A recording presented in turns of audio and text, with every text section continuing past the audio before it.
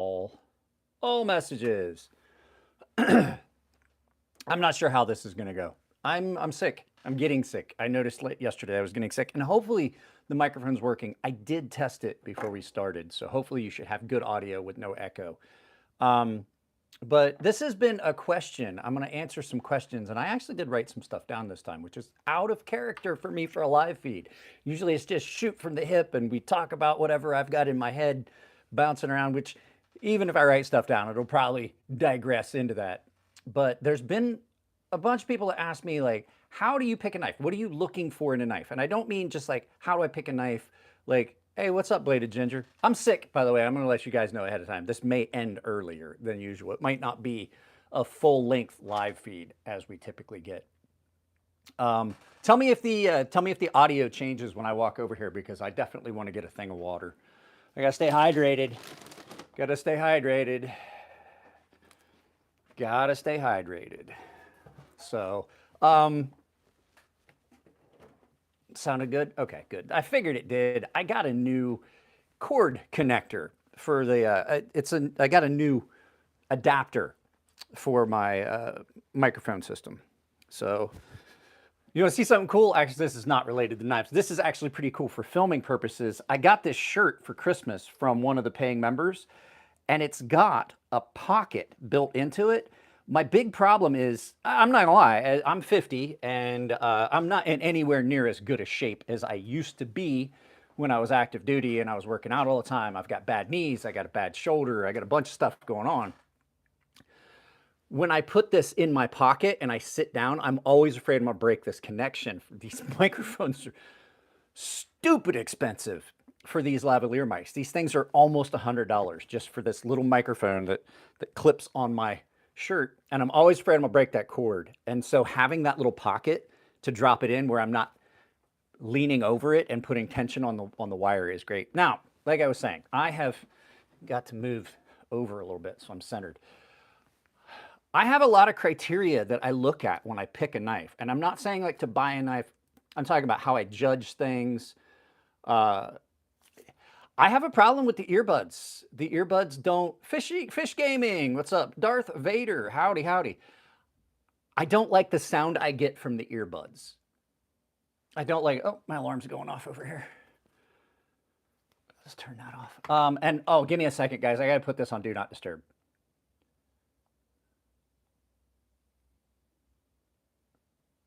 There we go. I don't want my phone to ring. So the things that I look at, it's a broad category. And so I was going to do this like how I pick a budget knife, but I usually, like, I didn't want to leave it down to that category, because the thing is, like, how do I pick a knife? Like, how did I pick the knife I'm going to carry for the day? How do I pick a knife? Things like that. But usually it's how I'm going to judge a knife, how I, what I look at when I review a knife. Like, is it good bang for the buck? How's the lock? Things like that. We're going to get into that. Where am I at? I'm in my studio. I'm just doing a live feed vertically instead of working in front of the green screen. I'm not making a knife right now. I've made knives. This is my new knife design. So this knife design is coming out soon. Oh, I have a knife that I'm working on a video for Jared over at Knives Knives. I have his offender. So this is Jared over at Knives Knives. This is his offender. That's not what this is about. This is a knife channel, bro. First of all, let's see. We got to make sure you guys know this. No politics, no religion, none of that. That's none of the stuff we talk about here. Just keep it nice, keep it clean. This is a PG. I try to keep this PG because I do have younger fans, and I don't think it's fair to parents to have to worry about what their kids are watching. The neighbors down the road, their grandsons follow my channel now, so keep it clean in the comments section, or you will be blocked. It's just the rules. It's not a freedom of speech thing. It's a you're in my house with me. This thing is awesome so far. This has been in my pocket for a couple days now. He sent this to me. I filmed some unboxing. Stop trolling my comments. I'm not here to do, I'm not going to dance monkey dance for you. Just filling up the chat with stuff no one wants to see. So I've already filmed some of the unboxing stuff. I just thought, oh, hey, Jared is here. This video is coming up. Jared's here. Hey.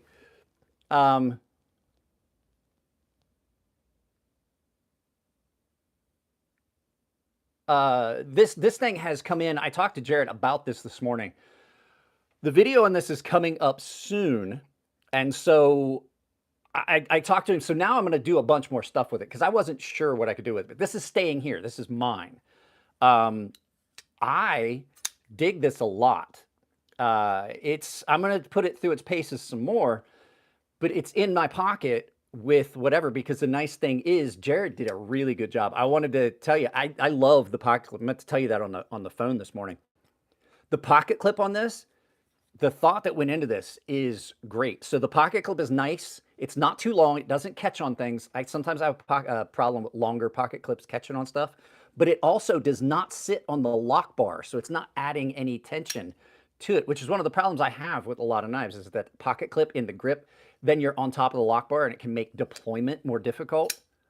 On this one, it is not, and it's got a nice full grip that fills your hand. So this one is a video coming soon. And yeah, I like the clip. I like the clip. I like how it bridges that gap between a milled clip. Like, it is a milled deep carry pocket clip, which is something that you don't see very often. It sits nice. And the nice thing is, I a lot of times carry two knives almost daily. I'm not carrying anything right now. But this you can put in that forward pocket. I don't know how well you guys can see the forward part of the pocket up here, closer to the zipper.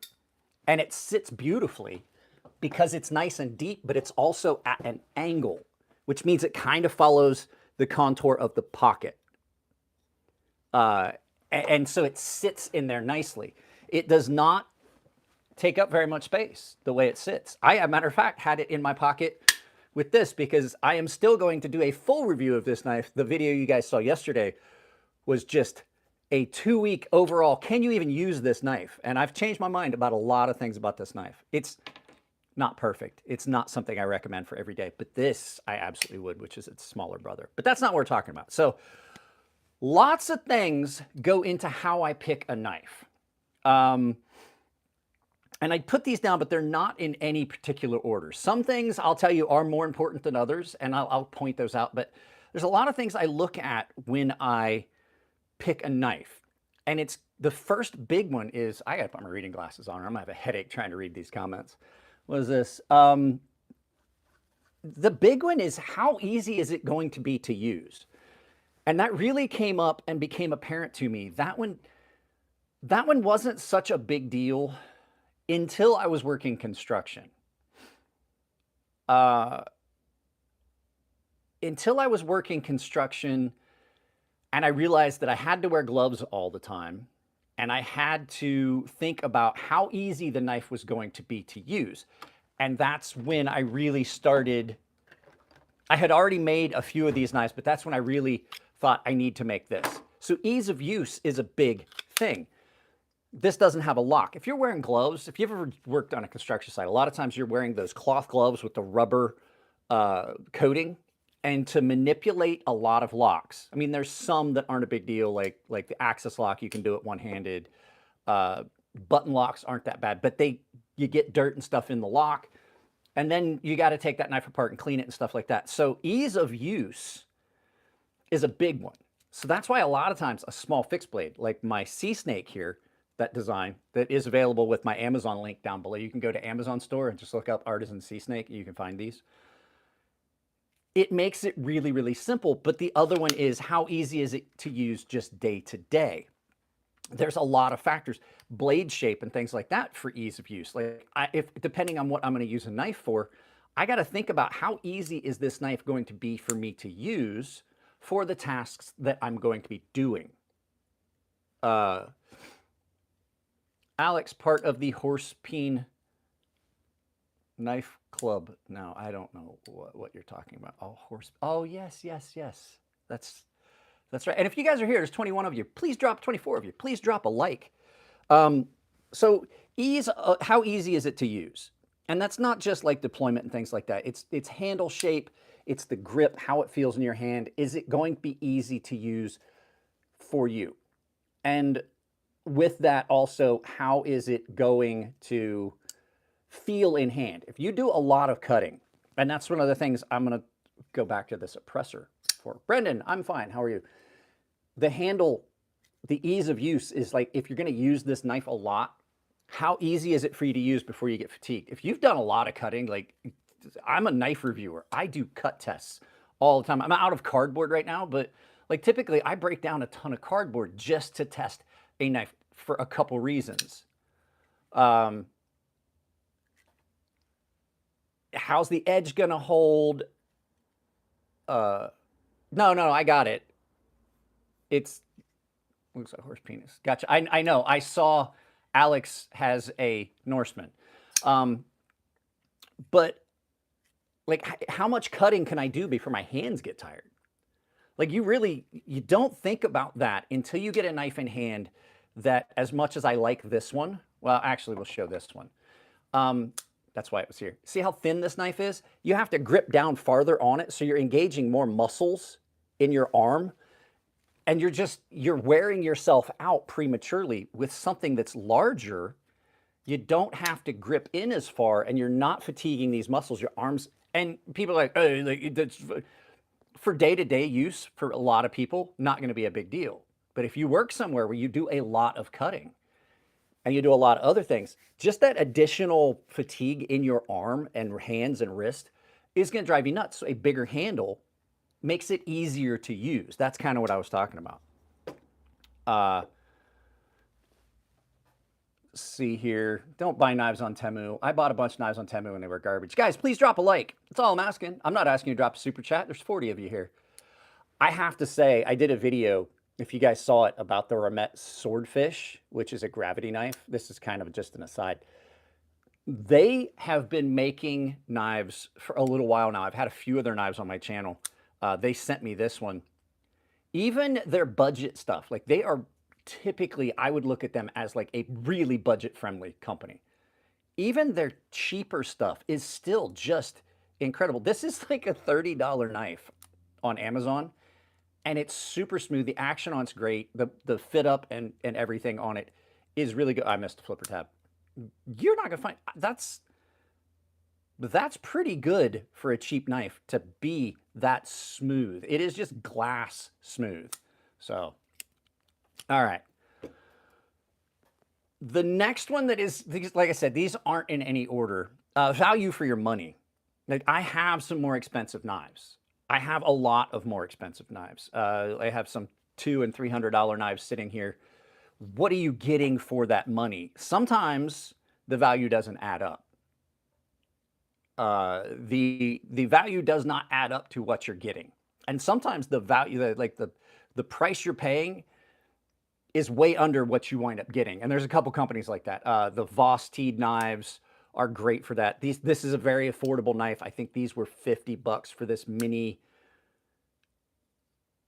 This is the Corgi Pup. So this was like a $50 knife.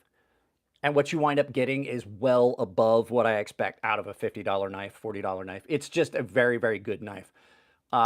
Unique shape and everything, but really comfortable. And just the quality that you get out of that knife is great. Now this one, I've got to figure out something to do with this. The pivot keeps getting loose even when I Loctite it. I Loctited this weeks ago and did something. It's not a knock against the knife. I think it's just how it's designed and how much impact you get when it snaps them, because it's a really snappy knife. Bang for your buck. Like, what am I getting for what I'm paying for? Benchmade? Absolutely, there is zero value for what you're paying. I found so many knives from companies that are hundreds of dollars cheaper that are better than Benchmade. Hogue is a very, very good example of better value for your money than what you get out of a Benchmade. Hogue has a lot of similar designs to Benchmade, and they are much more affordable, and they are not anywhere. I gotta clean these reading glasses. They are filthy. I hope there's not too much oil on this rag. So when you buy a Benchmade, you're spending a lot. You're spending upwards of $250, $300 at a minimum on most of the Benchmades. There might be some cheaper ones out there. But what you get for that is something that, in my opinion, is substandard. This is about, I think, 230 to 250, depending on the configuration. They have some that are like 320. This is not a very good knife. It really isn't. Design quality, things like that. And even with the military and LE discount, which I can get, Van GB, it just doesn't, I'm retired military, I can still get that. It doesn't add up to giving you a good value for your money. I like the Kapara. It's an okay knife, you know, but it's not my favorite. I like the Kapara. It's a really good knife, and Spyderco did do a good job with it. I had it on the channel. I found a couple other Spydercos I really like. This is one I was getting ready to say. At the same price point as this knife, which is horrible. It's got blade play. The lock isn't good. You have to have blade play in it, or the action is just ass. It doesn't cut very well because it's really thick. At about the same price point, you get a good value for your money. This is the Spyderco Military 2. This one is in, I'm sorry, there we go. This one's in crew wear and micarta. This is the crew carta version of the Military 2. It's got an incredible lock on it, which I like better than the Axis lock. Well, most Axis locks. You get a lot of bang for your buck with this. You get a bigger blade. It's really comfortable. You've got micarta. You've got the compression lock, which is one of the best locks you're ever going to find on a knife. And at a price point that is equivalent to this. Both made in America. This, if this was not a gift, I would have thrown this knife away a long time. I would have thrown this $230 to $320 knife, depending on configuration. I would have thrown it away. I don't necessarily know if I want the 15V. I like the crew wear and micarta. This is the only knife I've ever had this long. I got this knife in April, and it still has the factory edge, and it cuts a lot. You can see the wear on the blade. It's still razor sharp. Only thing I've had to do is strop this. Crew wear is beast. I don't think I want anything else, and I would have to give up the really good micarta handles on this, which is something we're going to talk about a little bit later. There's other companies that just kill it on bang for your buck. And if you're here, please, guys, drop a like, subscribe to the channel. Check it out. I've got over 3,000 videos on this. It's not custom scales. These are the scales that came with it. That's something else. Value for your money. Do I have to buy additional stuff? Do I have to buy additional stuff to make this knife the way I want? Outside of this, I have done nothing to this knife. It's exactly the way I want. Crew wear and micarta, it's incredible.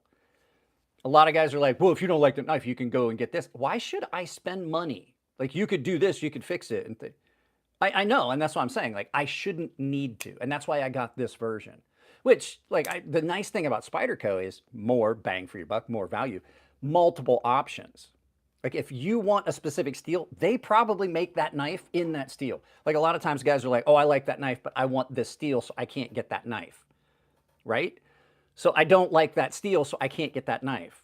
That happens a lot with people that are really, really specific. No, they do not butt fuzz. You know what?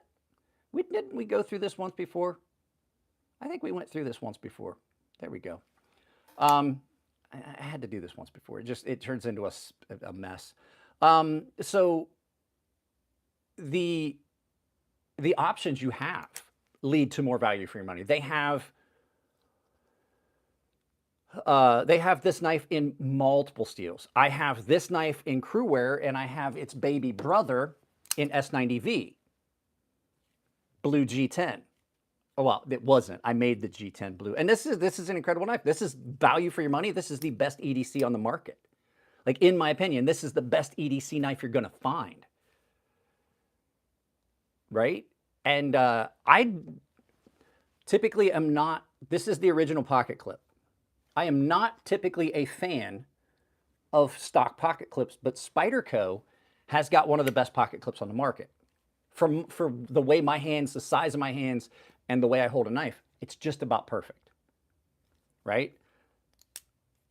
This is an addition. The only addition I've made to either of these knives has been this, and it's called the CME, or Compression Made Easy. And all it does is you glue this on here.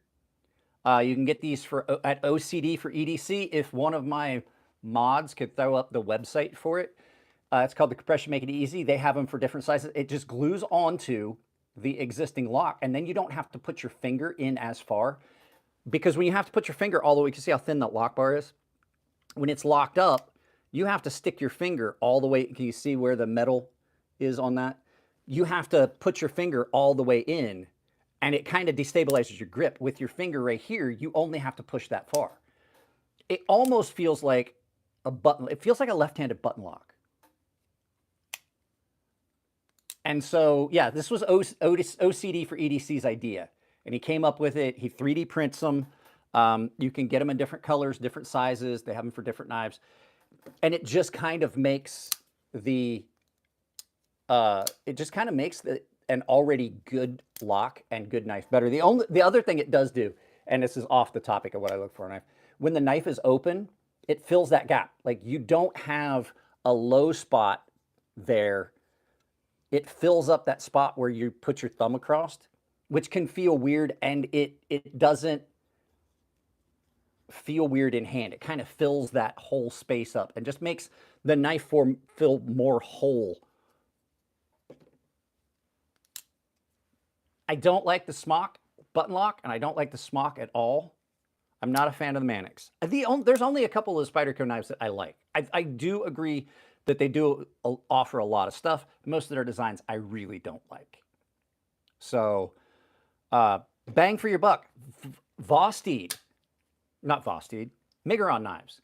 This is probably the best budget knife, bang for your buck, you're ever going to get. When Jared over at Knives Knives sent me this knife, it was sight unseen. He sent it to me. He gave this to me. He let me keep this. This was a gift to me. And I absolutely was mad at him when I first looked at this, when I did this stuff.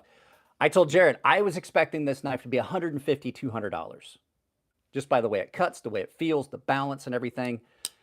Bang for your buck. This is probably the best budget knife on the market if you're looking for a larger budget knife. The Miguron Valona, I think at the time when I did the video, I was expecting this to be $150, $200. I looked up the price. These were $55, I believe, at the time I filmed that video, which has been a while ago. And Jared's still here. He knows I absolutely love this knife, and it still gets a lot of pocket. Hey, Zach stuff. What's up? I'm bashing on Benchmade. Or I did. Basically, I've said a bunch of times that if I hadn't been given this knife as a gift at that Blade show where I met you the first time in person, I would have thrown it away by now. The thing that this has going for it is really good materials, feel in hand. It's really well balanced. It's a nice liner lock. This thing is ground really well. The balance on it is just about perfect, and it's a larger knife. It's a little bit more than 9 inches, but it doesn't feel like it. It's got a lot of good things going for it. No, I haven't sharpened any knives. I can't feel my right hand most of the time, which sucks because sharpening was one of my favorite things to do. But with this issue I've got going on with more problems with my shoulder now, I'm probably going to have more surgery. I'm going to try and fight it if I can. Most times I can't feel my right hand. It's pretty much just half numb most of the time. Now I have a severely torn labrum, and we're trying to go with. This one is not 14C28N. They used to do this in a steel called DC53, which I absolutely love. I wish more companies would be doing it. That's the next step we're going to try. But it just crunches, and it's bad. I had physical therapy on Saturday, and there's nothing I do that doesn't hurt. So it sucks. I'm getting old. I'm 50, almost 51. So I know I might not look like it. Guys, honest opinion, do I look like I'm almost 51? I don't think I do. But then again, I have a biased opinion. Guys, there's 53 of you here. If you're here, drop a like. Yeah, overall package on this. The action is just glass. It is so smooth. I was in the military. I was injured all the time and never got a chance to recover. This glassy, smooth action on this. The blade shape is really good. You've got a little bit of belly, nice and straight. So like this is definitely bang for your buck, right? This is hands down bang for your buck. And a lot of the Voss, doing it again. A lot of the Miguron knives are that way. This is that, I can't, Mayoral. Now, this one's mine. The one that Jared sent me is in the box. Jared sent me a knife that I already had when we did a setup for knife review. This is an incredible cutter.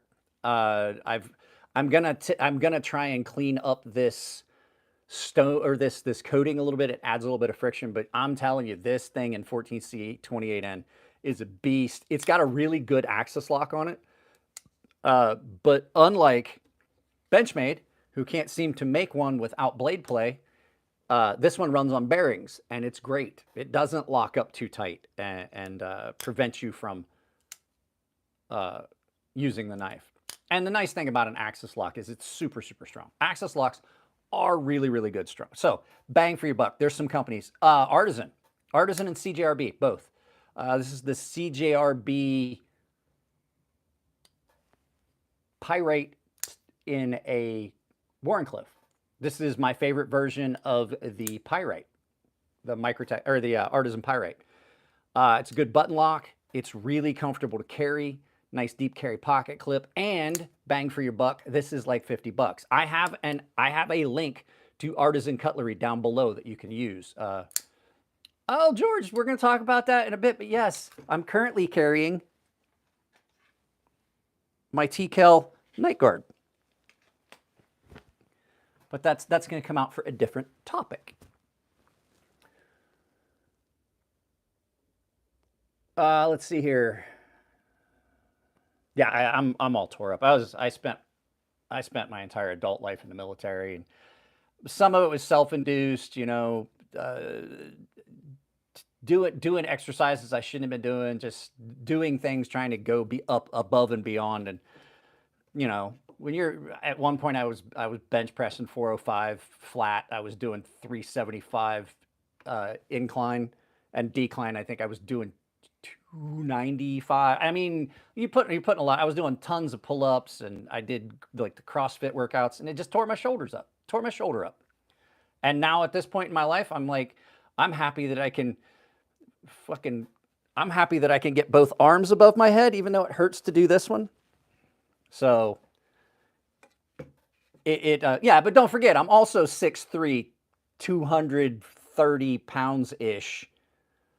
At this point, I'm not a little guy, but bigger guys can lift more weight. I don't know if you know that. Like the bigger you are, just genetically, you're probably going to be stronger. So that's not an insane amount of weight for somebody my size. At any rate, so blade shape is the next thing that I look at. So when I'm looking at a knife, blade shape is going to play a big part. I was a corn-fed country boy too. I was corn-fed Fred, as Steve Ingman likes to call it. Blade shape is another thing that I really look at in a knife.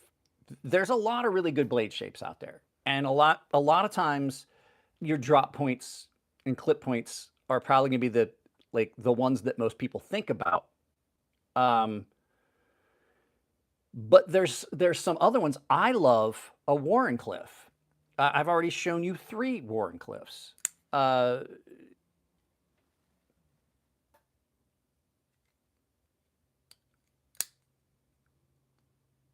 I guess. Like you should, but here's the thing. I weigh over 200 pounds. Everyone should be able to bench their own body weight. Like that's just a standard. If you weigh 200 pounds, you should be able to bench your own body weight. When you get above it, that's a good thing. So at any rate, Wharncliffe blades are about the most useful blade. That's why when I designed this, I did a Wharncliffe blade. They're really, really useful for almost all tasks. There's some exceptions, but a Wharncliffe blade is just about the perfect blade shape. So a blade shape for me is going to be really important, but I do know that depends on use. For day-to-day tasks, I gravitate more towards a Wharncliffe. I carry my, where's it at? I'll grab it for you. One of the knives I carry the most is this. This is that really expensive. This is not most people's everyday carry, but this is the Master Blaster from Fair and Forge Knife Works. Mine is all hand carved with a copper inlay that's been raised and hand carved and tooled. And so this is, there is no such thing as a reverse Tonto. That's just stupid. That is 2 rees and a tard. It is a great, great blade shape for almost every task. I have a ton of Wharncliffes, and I use them all the time because they're so functional. You can get up on it. You can cut all the way down to, yeah, he does. That is true. That is true. You can cut all the way down to the tip. You can get all the way down on the, actually, it's a, what is it called? It is a, it's technically a J style. I can't remember the actual name of it. It's like J blade shape or something like that. K. I can't remember what it is. But anyway, guys, drop a like, please. Double tap the screen. For most of your day-to-day purposes, for everybody in the civilized world, this is probably going to be what you're going to use. You can use this to open boxes. You can use this to cut around things. If you need to cut something down, you can get all the way to the tip. You can cut and have it bite all the way to the tip of the blade without it slipping off. But there are occasions, and I have a knife here that demonstrates this, and I can use it to demonstrate this. There are occasions where a clip point style like this, where the tip sweeps back further, and I'm going to show you what I'm talking about. So this is a drop. This is a drop point. It's a long drop on this, but you can see how the tip stays aligned with the direction. If you're holding this knife, the tip is swept up a little bit from the cutting surface. This has a distinct, I should close that before I drop a knife on my foot or drop a knife and then step on it like Jared did one time. Well, see, that's what I was gonna say. And this is all how I judge a knife. Now, if I was going and I knew I might be hunting a little bit small, if I was just going out and I had a rifle and I was camping and things, and I might be hunting like squirrels or something like that, or some smaller game while I'm like surviving. Because if I go camping, I usually, it's self-sustaining. It's like wilderness camping, not quite bushcrafting. Like I'm not trying to build structures and stuff, but I may hunt some small game, right? I can use this because it's got this nice flat area, but then it's got this, and I can use this to skin out an animal and not have as much chance of puncturing the gut on an animal. I'm not stepping on knives, bro. Like, so okay, so Jared sent me a picture of his foot, and it was split wide open. What happened was Jared dropped a knife on the ground, and it hit the flipper tab, and it snapped open. As he was stepping and stepped on it like this is his toes, he stepped on it across his foot. And he sent me the picture, and my immediate response is like, please tell me that you didn't have the accident that I play out in my head and I'm terrified of. That's my knife. Like, that is the thing I have, like, it is a fear that I have had for years, because I always have knives and stuff, and I've dropped knives and seen them snap open. I always, at least every time I'm out here in the studio, I'm wearing at least sandals. At least sandals. That's something I've been terrified of for years. Jared sent me that, and I was like, please tell me you didn't drop a knife and step on it. And he goes, that's exactly what I did. I was like, that is my biggest fear. It's terrifying. I have goosebumps thinking about how bad that was. I don't ever, and if I'm sharpening, you guys have seen me do it. If I'm sharpening out here, I'm wearing closed-toed shoes. A lot of times I'm wearing a pair of boots.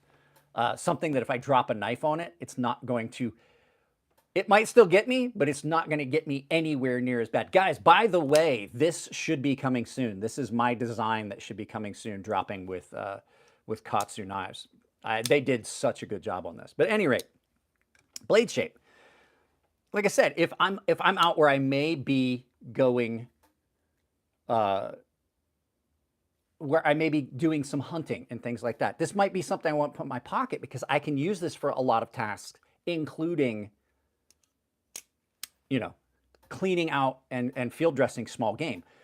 A knife that has a Wharncliffe blade is not as good for that because you have a much higher chance of popping the gut. And if any of you guys are hunters and you've ever popped a gut on an animal, you know how bad that is. And I apologize if it looks like the green screen is at an angle. The camera is completely flat, but my garage has got a slant to it. And that means that so does my workbench and so does my green screen. And actually my dog broke one end of it, so it doesn't go up as high as it was. I'm putting on some shoes. Yeah, I always have shoes on out here. But yeah, blade shape. Like, okay, so Jared's knife here. This is a more unique style blade. This is a recurve. And if you're going to do a lot of cutting, these make a lot of sense. This is a compound recurve. And then my favorite knife of all time has got a recurve. This is the Microtech Amphibian. And this thing is a beast. And the nice thing about a recurve is it keeps you in the cut longer. So if you're doing a lot of cutting and you don't want to slip off, like the big problem that you have, the reason I like Wharncliffes so much is on this knife, if you're cutting and you get to this point, like you either have to change your cutting angle and push into that, or it just slips off, which means that if you do a lot of cutting like this, you've now limited yourself from what could be a pretty long blade into about a 2.5 inch blade. You lose about 1.5 inches of blade length. You lose about 1 inch, 1.5 inches, maybe 2 inches of blade length. And that gives you about less than a 2 inch. I have a device for this. I have a ruler. I have a machinist rule. So I move my stuff around so much I can't ever find it. There is no perfect universal knife. There really isn't. There it is. So on this knife, if you really want to look at it, when you get down to where that belly starts, you only have about 2 inches of cutting length on that. Yeah, Jared and I were saying, like a recurve gives you more cutting surface, and it keeps the material in that cut longer. And it's so that it keeps the material in the cut longer. And on one of these, where you have a recurve tonto, you've got this point that then digs in deeper and continues to cut. So you've basically lengthened that, because now that recurve, that's extra distance, extra cutting surface. And they cut really, really well. It's one of the things that I really loved about the Norseman, which I still have my Norseman. I just don't carry it very often because the fact is I can't afford to replace it. And I was using it so much I was sharpening it all the time. This, another great recurve. This blade shape, already a fairly long blade. This knife is 9¼ inches overall. You've already got a fairly long cutting surface, but that slight recurve means that this cuts all the way up and then digs in here and continues to cut. So you've got, maybe you've got 3 inches, right, of cutting edge before, technically 3 inches of blade before you get up into that tip, but it adds so much more, and it just feels like it just continues to cut and continues to cut. So yeah, Jared's knife, this is hollow ground. Nice hollow ground blade on this. This, I don't want to show it off too much because you guys haven't seen the video yet, and I don't have my affiliate link yet. I mean, I typically don't reserve videos until I know I can make money off of it. But guys, it's fuck tough out here. The YouTube revenue has dropped way the fuck off. So use my affiliate links down below. I'll be adding one to Jared's company. So this is from Jared's company. This is from Neves. Let me see. What is it? Neve Knife Co. So I'm just kidding. I'm just kidding, Jared. But yeah, I have a couple more things I want to do with this, and I looked at some of the footage, and I'm not 100% happy with it. I may refilm some stuff. I want to give it a good video. If you guys saw, I've started to step up things. I now have multiple cameras that I use and multi-camera shots and stuff like that. Guys, if you're here, please drop a like. So there you go. Oh, bang for your buck. I missed one that I want to show you. Bang for your buck. I got this knife for free. This is the Best Tickman Good Boy. It is in D2, and it is an incredible knife. Bang for your buck. I carry this knife a lot. Stupid sharp. Hey, Zach stuff. Guess what? I got the bell. I've got the bell. I just have to find the club. There it is.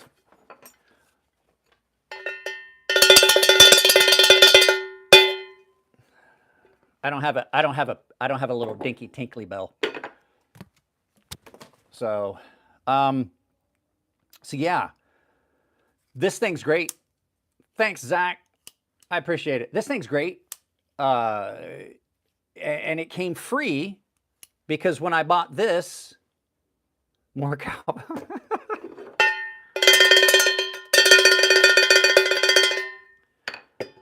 I don't know how loud that is with the, hopefully this thing has like, I've got it set so that it only can go up to a certain volume before it cuts out.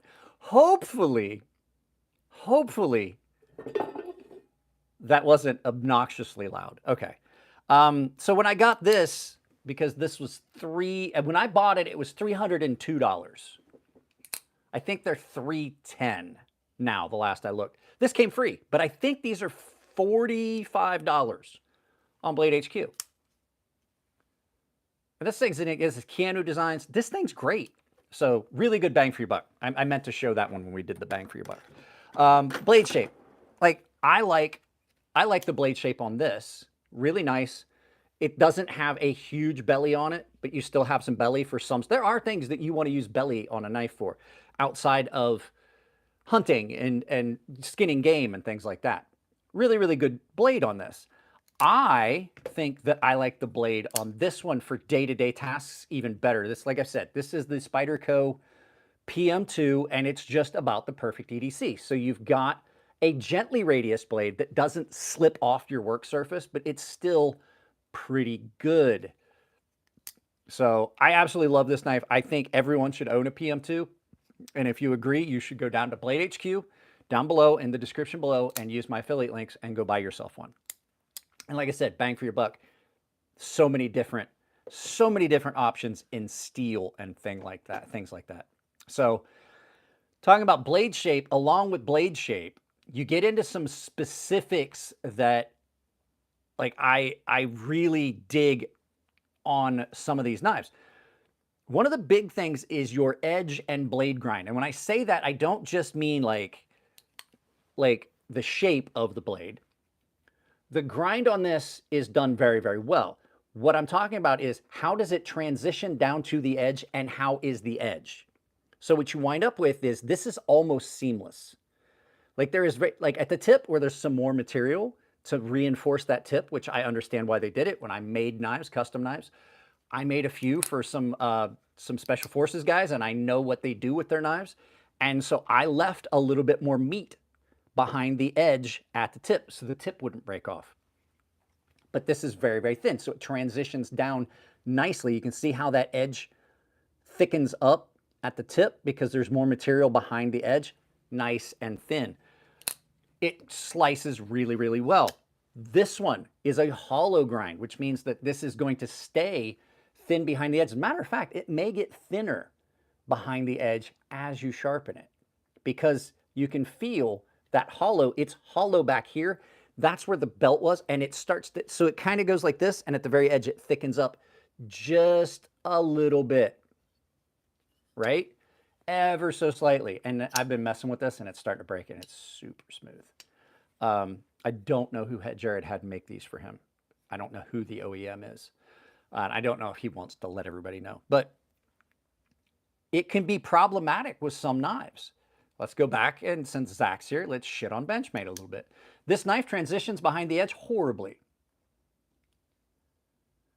This thing's horrible. It's thick behind the edge and it's thick at the edge. This is like trying to cut with a dowel rod that you stuck a razor blade into. It's just, no matter how sharp you get this knife. Hey, Jenny, listen here. You don't come on my channel and tell somebody else that they're the best. I'm kidding. I'm kidding. Jenny, you can say whatever you want as long as it's not politics, it's not religion, and we're keeping it at least somewhat clean because, like I said, I have younger subscribers. Most notably, the two little boys that stay with their grandparents down the hill that my dog loves and goes running. Off topic. Those boys will ride their scooters up the hill. And if I've got my garage door open, my dog Chunk, who's laying down over here, he's asleep. He will look at me and look, and he just gets to shaking. I'm like, you can go say hi. And he will go out the garage just far enough that he can play with Jimmy Cox, stop it. Back to this. Blade thickness behind the edge is horrible on this. And I have a few other knives that are like that. They just do not transition down. Most notably, this is one of the things that drives me nuts about these. Sorry, I've got knives out everywhere because I knew we were going to talk about some of this stuff. Here's my big problem with these knives. And everybody's like, oh, this and that. I talk about OTFs all the time.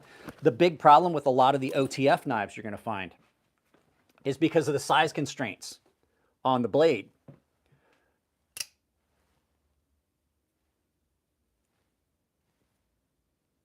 Right? See how narrow the blade is? Well, it's got to fit inside the handle because it's an OTF. It's a switchblade.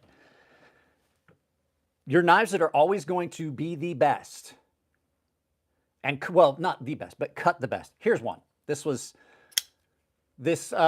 one that Jared sent me, and I am in love with this knife. I love it. The only problem I have is in and out of pocket, it's a little rough. Like, that's kind of hard on your pockets. I can't get it in a couple of my pairs of pants, like reinforced pockets. This blade, this straight back blade, comes all the way down, and this thing is absolutely, see how thin the edge bevel on this is? That's because the blade is super, super thin behind the edge. This thing slices like a dream. It is absolutely insane how good this is. That blade transition down, the wider the blade, the more time you have to transition down to a good, super thin behind the edge thickness, which is what's going to make a knife slicey. There is another knife. I did a video where I took this knife and I took the edge completely off of it. And somebody said, having knives laying around everywhere, swinging left and right, no accidents, they're all closed. Like, all the knives we've been talking about pretty much so far have been folding knives. Fully flat grind's your favorite. They're slicey. They can be, but so can a good hollow. This is a fairly thin blade stock with a nice transition on this. No, I don't. I have tried one of the kitchen knives. At any rate, I don't think they're any better than a couple of the other ones I have. They may be a little bit. I think it's just, they are good. Don't get me wrong. I'm saying they are good, but I don't think that they're any better than some of the newer production ones that have hit the market that are super thin and still have a really, really good cutting angle. So at any rate, really high transition on this, and it thins down. And I took the edge completely off of this and was able to cut cardboard all day with no edge. This one has, as you can see, I brought the edge back. This thing is probably one of the most dangerous knives. And I don't mean dangerous like it's not safe or anything like that. If you're going to cut yourself, it's going to be with this knife. I have cut myself with this knife more times than any other knife, simply because it cuts so easily. It's so thin, it'll cut through material, and you're like, I've cut through material and I've got a scar on this finger. I was holding some cardboard and I was cutting and I wasn't paying attention. Right there. And I was like, I couldn't tell that I had cut myself. It's that sharp. And I was like, oh, I'm most definitely bleeding. There you go. You can see, I don't know how well you can see it with that light. There's a scar running across my finger. It just screams through material. You can also accomplish it, like I said, with a hollow. You've removed a bunch of material. So by hollowing it out, you've basically, with the recurve, you've made the knife feel longer. With a hollow, you remove more material and you make the blade feel broader. So you're able to get a really thin behind the edge thickness, right? Really thin behind the edge, and it comes down. And then I gotta say, the factory edge, Best Tech does do really good factory edges. And that's something we're gonna talk about in a little bit. So edge grind, blade grind, and that transition between the two is really, really good, right? That's one of the things I look for. For most things, I want a really good, thin, slicing knife. And people are like, oh, that knife's too thin, you're gonna ruin it. I disagree. Steel is pretty resilient, especially a lot of the newer steels. Really, really resilient, and you can get away with a thinner blade stock, and you don't give up much in strength. There is some, like if you pry with a knife, don't have a knife. Like if you're using a knife as a pry tool, you need to buy one of these and be beat about the head and shoulders for using a knife improperly. Pry bars are a very good option if you know you may need to do some prying. Put this in pocket in concert with a knife. They don't take up that much space, and most of them have a good pocket clip on them. This one you can't get. This one, I don't know what's going on with Cerberus. He has not made any of these lately. I don't know what's really going on. So very impressed with the heat treatment. I showed this is Jared, his knife. I showed the burr in my sharpening videos pop off with your fingers. Yeah, I've seen some people doing that with MagnaCut. Just seems to be really receptive to heat treat. It's one of those ones that is pretty easy to heat treat. I mean, like it's good. It's easy to hit that. It's easy to hit that and get it right because it just seems like it's easy to heat treat. Vero has great ones. I could get a link from him, I'm sure. Yeah, the pocket clips. Yeah, I don't like Vero's design, so I do like his pocket clips, or his pry bars. I mean, not pocket clips, pry bars. I told you I'm sick. My brain's not working right. I have not bought any Spydercos in the last 25 years. Spyderco really has kind of come back, in my opinion. And guys, if you're here, please drop a like. So we talked about that. Now, here's the one that's going to get everybody. Like, everybody loves... Is that a sea turtle knife? I have one for my kitchen, but I don't like it. Sea turtle knife. I don't know. I've never cleaned any sea turtles. We used to make turtle soup from snapping turtles on the farm. I don't know. I wonder if sea turtle is salty. I do like a good turtle soup, though. At any rate, next one is blade steel, and I have to say that blade steel is one of those contentious topics that a lot of people get wrapped up into. I have reached a point where I am not a fan of a lot of the super steels, and that would be the factory edge on this is great, Jared. I'm not gonna lie. The factory heat treat and factory edge on this is amazing. My problem is I don't like how fine the edge is. It gets slick on MagnaCut. And there's several other steels that are out there. You can bypass that by making a toothier edge, but a toothier edge also has bigger scratch patterns in it, which leads to more friction at the edge, which means even like if you could have taken that to like 5,000 grit, your edge retention may have been better because there's less friction on the edge causing problems. So, and you get, things like that. Now, MagnaCut has got a super fine grain structure, which means that its edge is going to be super fine. For a lot of the things I do, well, I'm going to have to test it. I mean, I'm going to test it, but a lot of the things I do, I find a lot of the super steels with super fine grain structure don't cut the way I want because they don't have the oblong carbides at the edge. We're not going to get into that. But for me, blade steel is a factor. I look at, it may have been that I didn't have good heat treat because I've only had a couple knives in MagnaCut, and I do believe that they both were heat treated improperly. There's a possibility.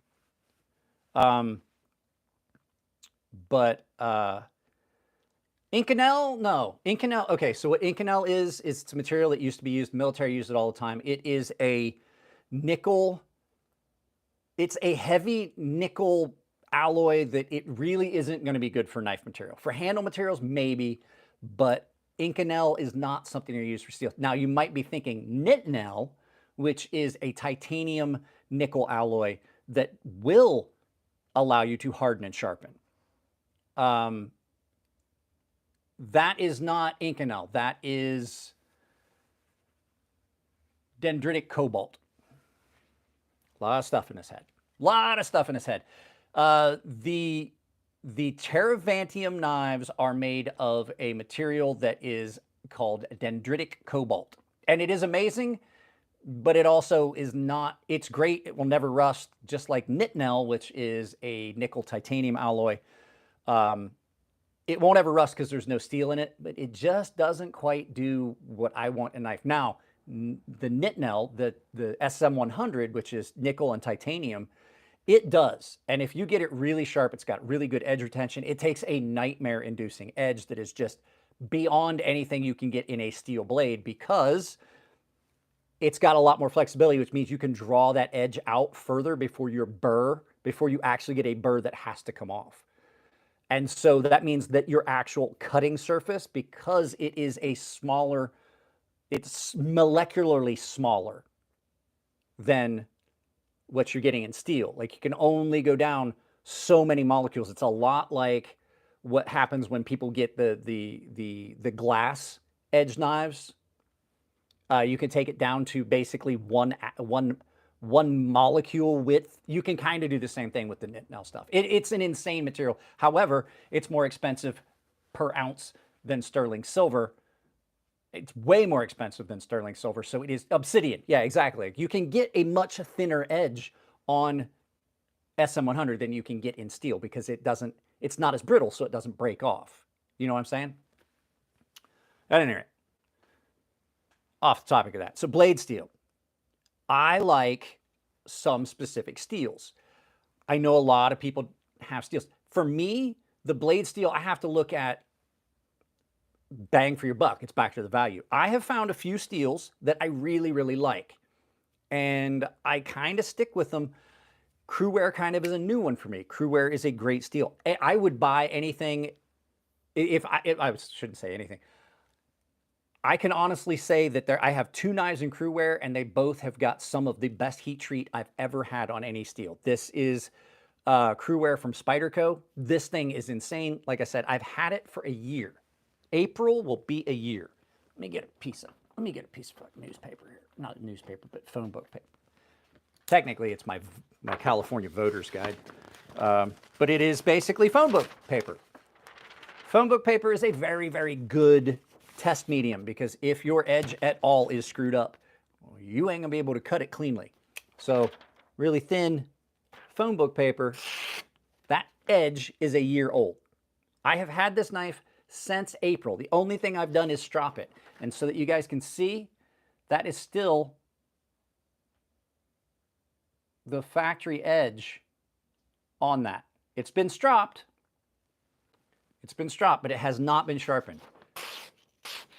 That is the factory edge, and I'm trying to catch the light so you guys can see how many wear lines are on. This cuts so much. I'm just, at this point, I give up. I thought I was gonna just be able to make it dull just with daily use. I'm gonna have to just tear into something with it. So the blade steel, for me, is really important, and that is probably some of the best. I like S90V and things like that. I like a steel. This is Microtech's M390 MK.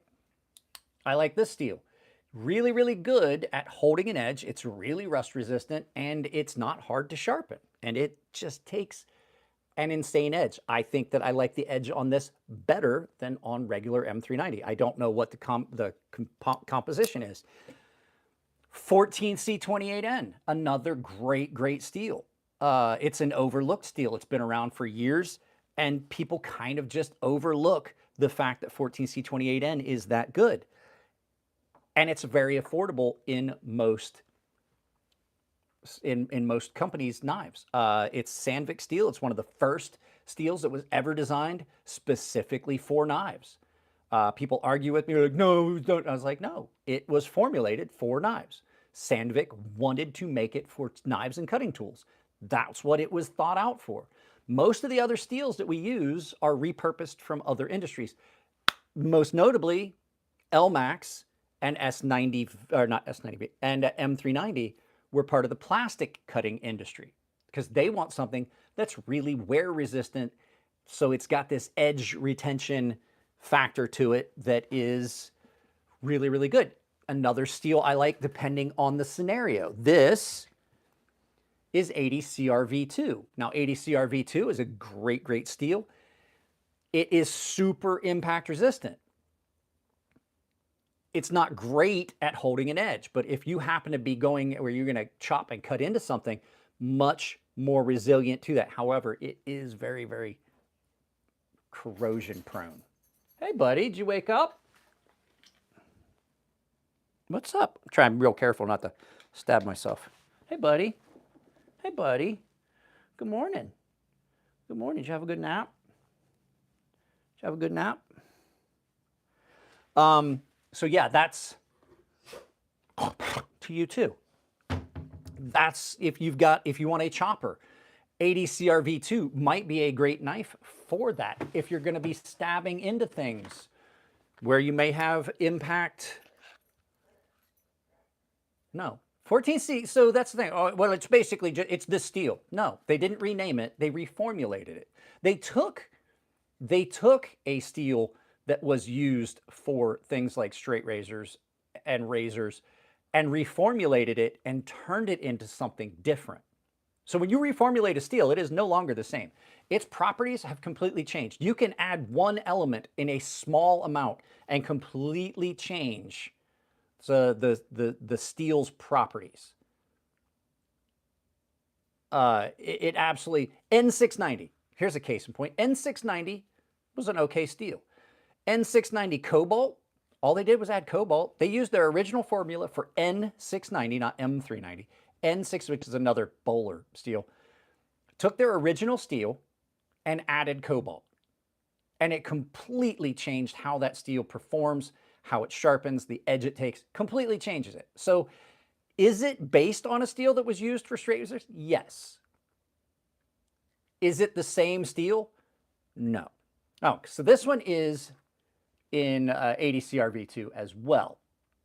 This knife does not hold up in edge retention anywhere near as well as some of my other knives. However, I've done a lot of things with this, and the tip, I've stabbed this into things. I opened a can with the, can you see the tip? I opened a can with this. I've stabbed the tops of cans. I've stabbed lids from cans and things like that. It's absolutely not done anything to the tip of this knife. I have another knife in 80 CRV2, which is a great big chopper. It's massive. It's not here right now that I can get to, but the chopping that I did with it didn't even, and I mean, I use, if you guys saw the video yesterday about this, I did chopping tests with this. I buy kiln hardened or kiln dried oak hardwood. And so it's really, really hard. And so the impact, I would have expected some damage to the edge. Well, on this one too, I can honestly say I was expecting some damage to the edge on this, and it did not hurt it at all. As a matter of fact, surprisingly, chopping oak with this, that is a 7.5-inch blade.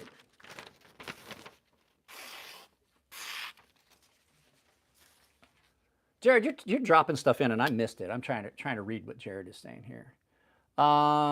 The important parts they kept in 14C, the toughness and its ability to have thin edge geometry, and then yeah, that was the other thing. Mass heat treat was mass production heat treat. The edge retention is good on 14C28, and because of the strength and edge stability, a thin geometry is why it's good with fine edges. Yeah, 14C28N, the other thing too is 14C28N has some weirdly shaped carbides because of the chemical structure it is. The carbides that are in it are very, very aggressive. and there's a lot of them. It has a high carbide load.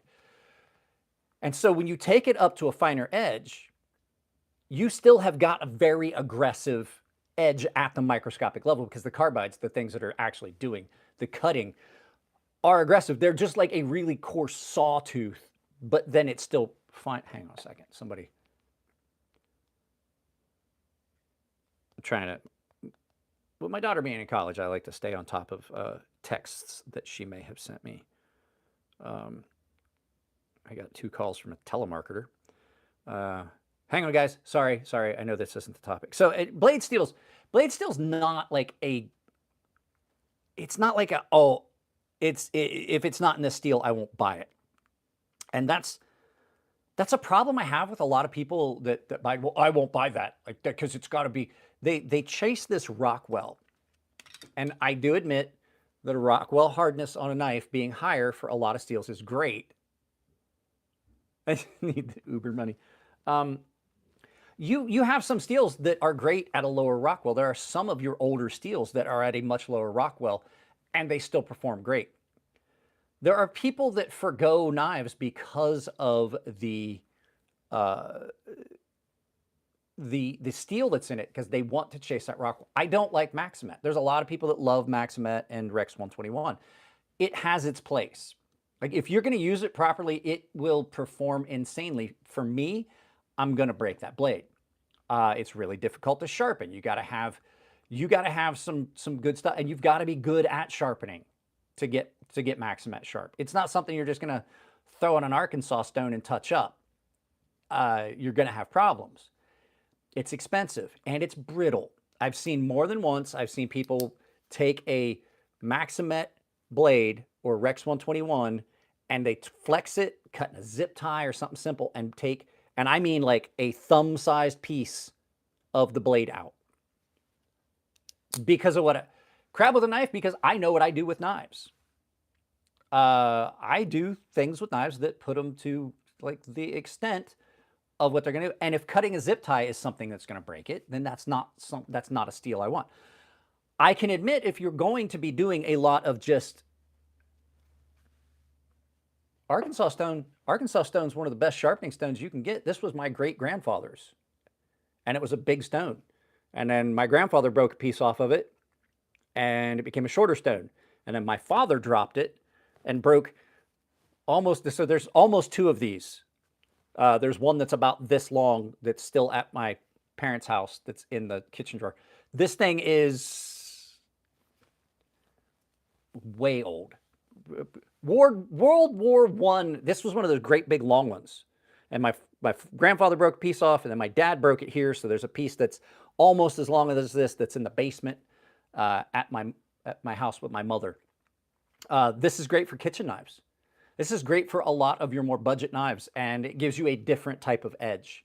For some of your steels, I've sharpened, as a matter of fact, I sharpened this Crewware knife on it.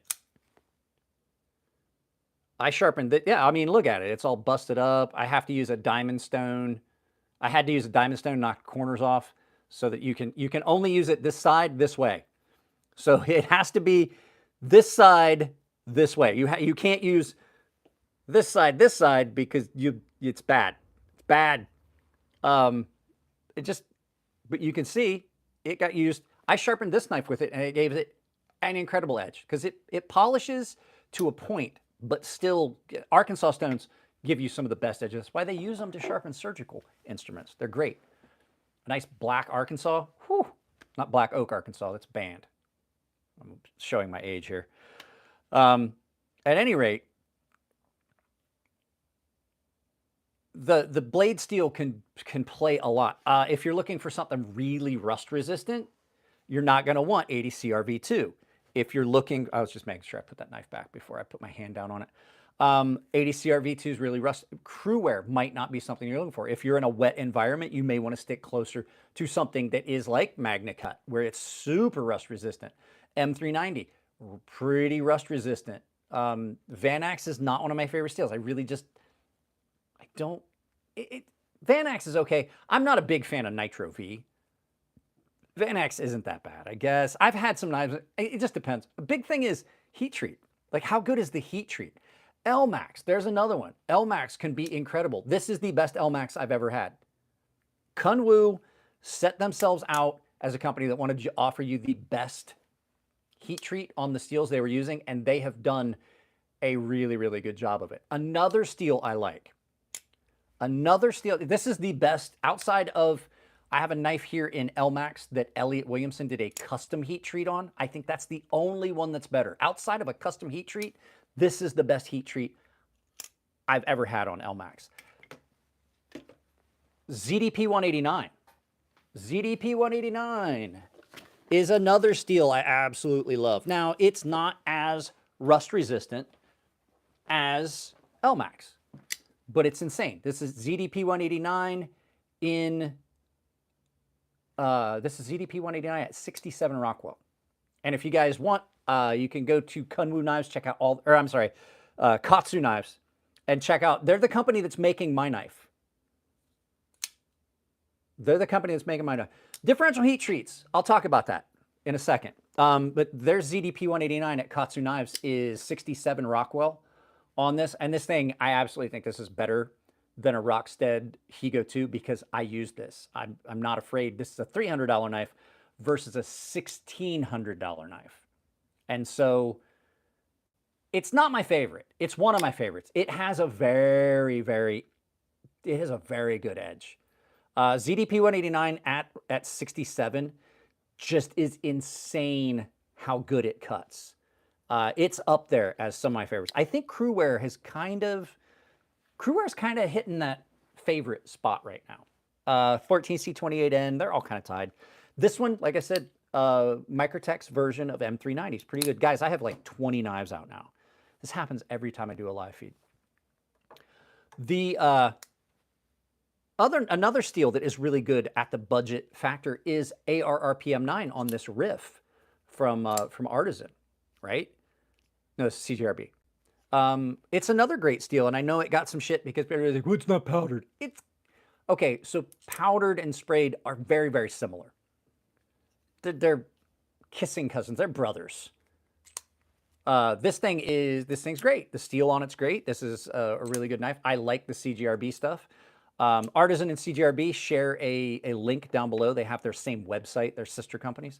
I have affiliate links for almost all the main companies down below. But okay, so yeah, blade steel. And I was going to say, and then there's some companies that will do stuff in steels that I typically would shy away from. This one's easier to get in frame. Cold Steel has always done an incredible job with their heat treats. This is AUS 10, which was a steel when it came out. A lot of people shit on because there were some problems with it. I chopped with the big version of this. You just saw me slicing phone book paper with it. The edge that these take are Jenny, I think you need to talk to someone. Not here, but like in general. There's other places, other people you could talk to. Yeah, I mean, yeah, I wouldn't. Here, if I had a Higo 2, if I spent that much money on something that polished, I wouldn't ever use it. But this is $300, and so I don't even worry about it. And guys, if you're new, if you just dropped in, drop a like. So yeah, steel. But that's up to whoever. That's up to your use. Like, what are you going to be doing? Like, I don't recommend D2 in a wet environment at all. Right? I don't recommend D2 if you're going to be in a wet, especially saltwater environment, unless it's coated. And I'll show you what I'm talking about. I have not got a knife in D2. Oh, I do. So this knife is in D2. I keep it waxed and oiled because I do like this knife and I like to carry it. But typically I would want, it's already starting to get some patina in a couple places on the blade.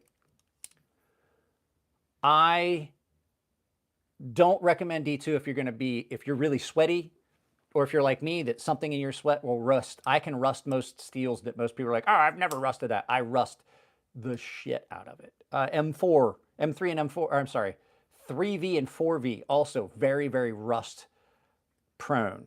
Crewwear, EDC RV2, it does, okay, so Mox Tactical, it does more than others, but I did a knife here, and I absolutely don't recommend this knife. This knife is, Nick Shabazz and I still disagree wholeheartedly. I coated this. This is the D2 version of the Ontario Rat 1. I even ceramic coated the pocket clip. I tried to give this knife this knife rusted so badly. This is one that I don't know what's different about the D2 that they used in this than others. It rusted so badly, I put a ceramic coating on it. So if you're gonna get D2, coat it, or you're just gonna have to wax it and things like that. So a ceramic coating can prevent, but these are expensive. It would cost you, it's $80 a liter for the coating material. So if I'm gonna use a D2 blade, what I've been using is a little bit of beeswax. So these are these zipper, but you can get these on Amazon with my link down below. Guys, take my Amazon store link and pin it to your browser. Use it for all your Amazon shopping. This is really good for blades that are rust prone. I put a little bit of beeswax on this. I put beeswax on all my knives that might rust. You know what I mean? So this is a nice one because it's just like a chapstick. They come in a pack of 3. This one smells like menthol. The other one does not. I gave one of these away. You can do that. You can put a little bit of oil on the blade. Vaseline works really well too. Vaseline has a tendency to wipe off a little bit more easier than the beeswax. The beeswax kind of sets up a little bit harder, like ADCRV. The beeswax is what I use on this. So next thing I look at, if it's a folding knife, I look at the lock mechanism, right? I look at the lock mechanism on a knife and I judge it because there are some locks that I just like more than others. I am a big fan of a frame lock. I love a good frame lock, right? Good frame lock is good. They're usually very, very resilient, very strong. If it's done right, you're not going to have much chance of it closing on you unless you're an idiot, like Cutting Board Knife Review, and you spine whack test like this with your hand in the way, and you go above your head like you're trying to kill a snake, or you're swinging a hammer. Stupid. I saw him cut himself, and I was like, good. But yeah, that's a really good lock. But I have to admit that for some people with limited dexterity, it can be dangerous because you have to put your thumb in the travel of the blade, right? And on a knife like this that is drop shut and very sharp, this thing's insane. Jared, I don't know if Jared, did you sharpen this at all when it was at your house? It doesn't, I didn't think you did, but it was, it's very sharp. So there's other lock mechanisms that are safe. Most notably this ram lock, which is basically an axis lock. The ease of use. Do you have a ceramic or carbidized interface? It's a steel, there's a steel lock bar insert. There's a steel lock bar insert. It's screwed in there.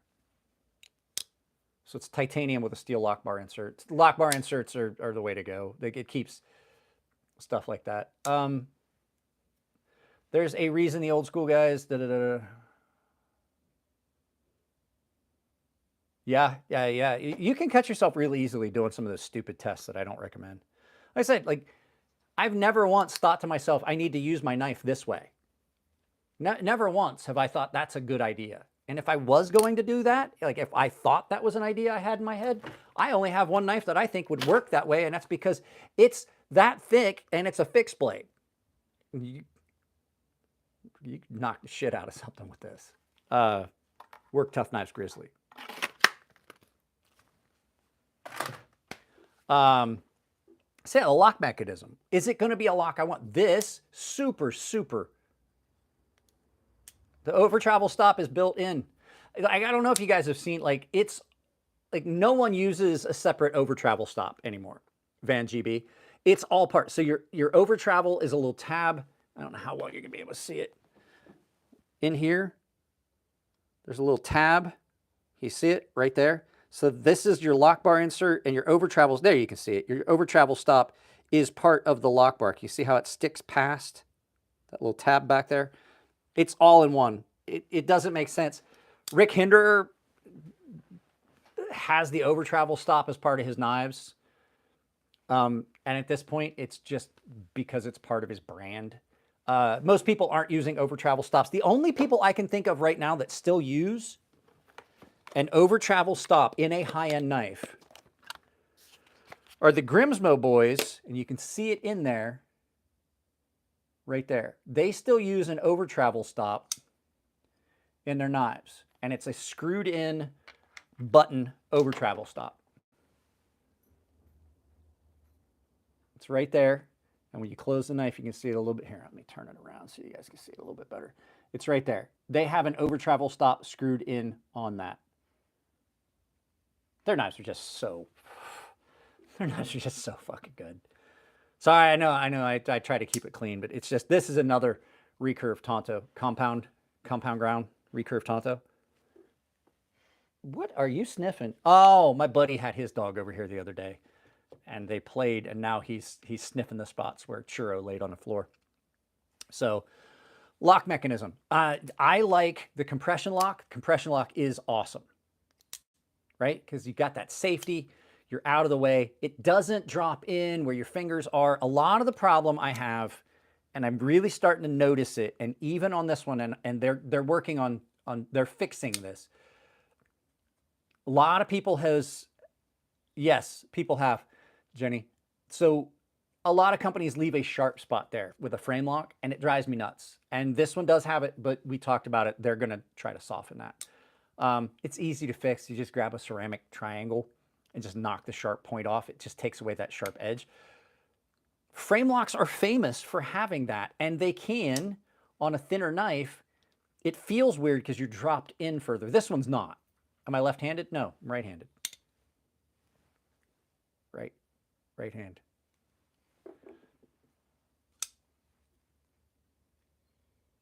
This thing's an incredible knife, super, super functional. I had to stop myself from carrying this. I was ruining this knife. I literally was. I just was using it so much, I kept having to resharpen it. And I was like, I can't buy another Norseman. That's a $1,100 knife. I can't afford that. What I can carry that's really similar is what was in my pocket a minute ago. Is Jared's knife, because it's really similar, and it was free because Jared sent it to me, and I'm going to use the shit out of it for things that I typically would use my $1,100 Norseman for. But back to the lock mechanism. Lock mechanism is important. How easy is it to manipulate the knife? If you are, like I said, if you're wearing gloves, this is a really good option. I don't have to stick my finger down in here and disengage the lock. I can simply pinch if you add that additional there. Another one. So this is the ram lock, which is basically an access lock, right? It's really strong. This is the same thing, crossbar lock. This one is a double spring. This one has a single spring in the middle. Benefit to that is your likelihood of breaking a spring on either side of this is greatly increased if you only use one finger to engage it, so you're putting more pressure on one spring than the other. You're supposed to do both. This one has a plunger spring, which is much less likely because instead of bending it this way, you're just compressing it. A compression spring lasts a lot longer than like a helix style spring, like the Omega style springs that are in these, because you're just pushing it as opposed to bending it, if you see what I'm saying. Like instead of bending it around something, it's a more, the lifetime of that spring is going to last longer. Plus this is easier to replace. But this one, right? You can unlock it, you can disengage it. It's got nice areas to hold on to if you're wearing gloves, right? And once again, my fingers are completely out of the way of the travel of that blade. Completely out of the way. Unless I'm a dummy and I do it with my fingers there and then I drop it across all four knuckles, not saying I haven't done that, and I'm not saying I'm not a dummy, And I'm not saying I don't have scars across those 3 knuckles from having done that at one time, but I only did it once. Yeah, once. I only did it once. Not a fan of a combination of a recurve and a Tonto. It winds up being a very, very useful blade. Crab with a knife. It winds up being way more useful than a lot of people would expect, and it's why this knife got used so much. Because it swings in, and then the front, you can use it for things that you don't. And this one has got, so this is hollow ground with a nice thin edge with a really good edge on this. And then this one is convex, so it's very, very strong, and you can use it for things. It's like having a small chisel. I've used this for a lot of stuff. Peterbilt Knife Guy. Who hurt you? Like, who hurts you emotionally to make you do the things that you've been doing to knives? I got to know. Like, I'll send you my phone number on Instagram, brother, if you need to talk. I got a really good therapist. I can get you in touch with him. I just, like, long story. Hey, that's my Pepe, Steve. At any rate, Multiplicity, if you guys have seen it with Michael Keaton, it's amazing. Like, they all had sex with Michael Keaton's wife. And even the one that's like all like retarded is like, see, that's my Pepe, Steve. It's, we've all got scars like that. Anybody that says different lies like a rug. Yeah, I did it. I think I can only remember once that I did it, but I definitely do have the scar across the knuckle. Like, you can follow the line across all 3 knuckles. And I was like, I got done with it. I was like, ooh, that really hurt. And at that time, I think I was doing like a video like once a month. At any rate, yeah, the lock. And a lot of that has to do, like, what are you looking for? For me, I personally am a big fan of almost all knives, but the lock for what I'm going to do, like if I'm going to go out and be doing something filthy and dirty, then I'm probably going to I'm kind of going to shy away from something like a button lock. Button locks are really finicky. I like button locks. They're another one of those really safe locks, and you can get button locks that have got a nice detent that you can flip with. Here's one right here. More knives that you haven't seen on a shelf right next to me. This one, the Begleiter XL from Kaiser Knives. Their button lock has got a really good detent, makes it a good flippy knife. It's amazing, but you still, like I said, you can do that. And I'm completely out of the way of the fall of that blade. Really easy to manipulate for somebody that might have diminished I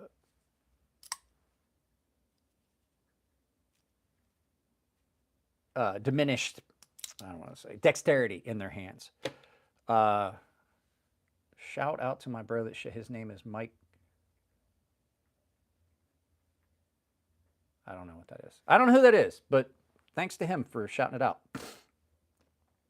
I will look that up later because I don't want to up and say something that is controversial and wind up getting me in trouble and get me shut down on YouTube. I said something one time and I got a warning.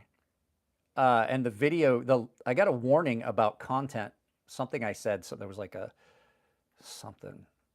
I can't remember what it was. I'm really careful about reading out people's names. At any rate, yeah, so there's the lock. And I mean, we're not going to talk about it because a lot of people like a bunch of different locks. Some people don't like frame locks. Some people don't like button locks. Some people don't like back lock. I don't like the shark lock. I don't like the shark lock, the super lock from, that's what I thought. Okay. I was being real careful. I don't like the shark lock or the Axis or the Atlas lock. I was thinking it in my head and I'm like, it's like, it's gotta be something. I was like, I was trying to like in my head how to pronounce it. And I was like, I'm just not gonna.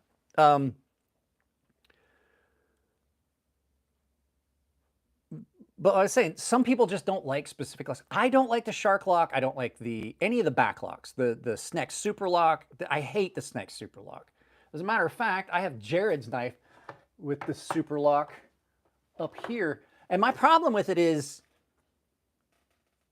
why not just do an axis lock? Because it's just about an axis lock. All right, heavy pockets. We do try to keep it clean on here because I do have younger viewers. This is not good because it's in my way. So when I try to use the knife, it's in my way. I just don't like it.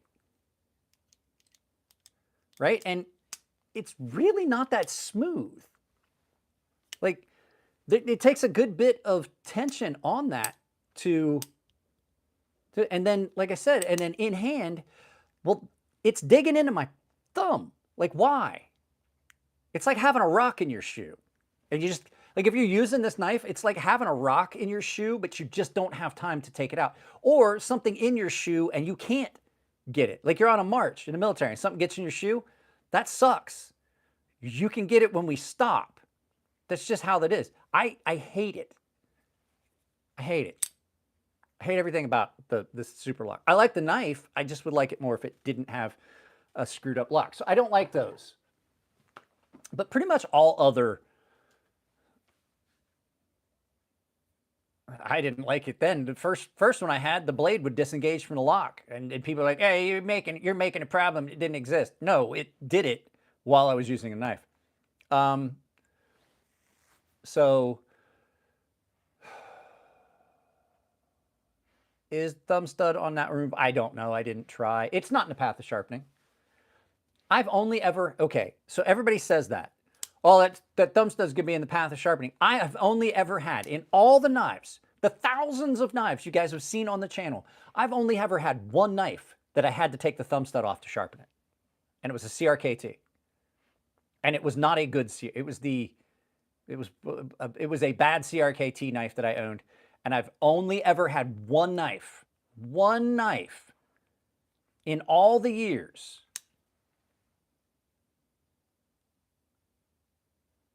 that has, I used to use a Wicked Edge, or no, an Edge Pro, never had a problem. In all the years, I tried one, I got rid of it. In all the years, I've never had a stone, I've never had a thumb stud get in the way of either sharpening or cutting. Oh, that's going to get in the way of cutting. I'm like, are you cutting like this?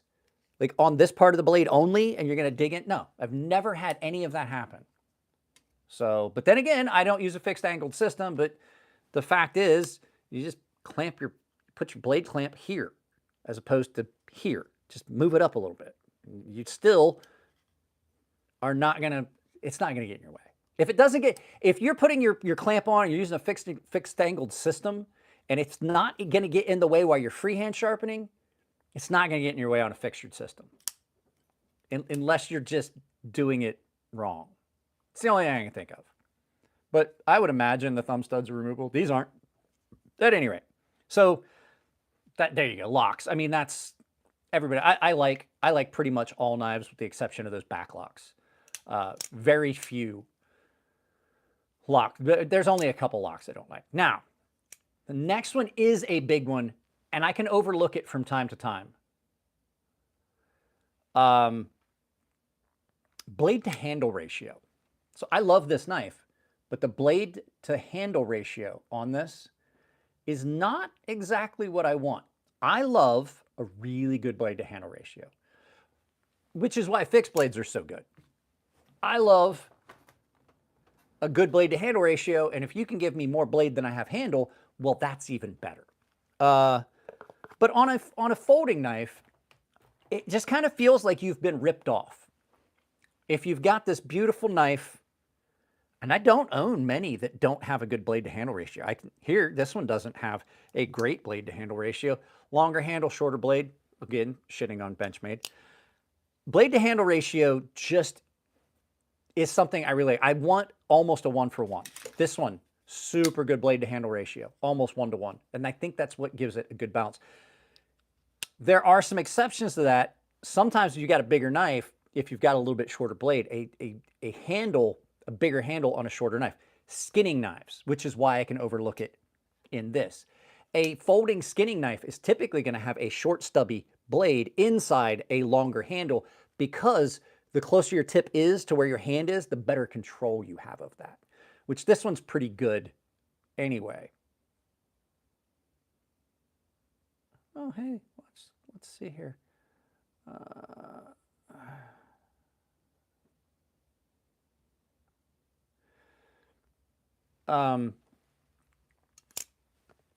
So a shorter blade to handle ratio can give you better control for specific tasks. Like I said, a skinning knife.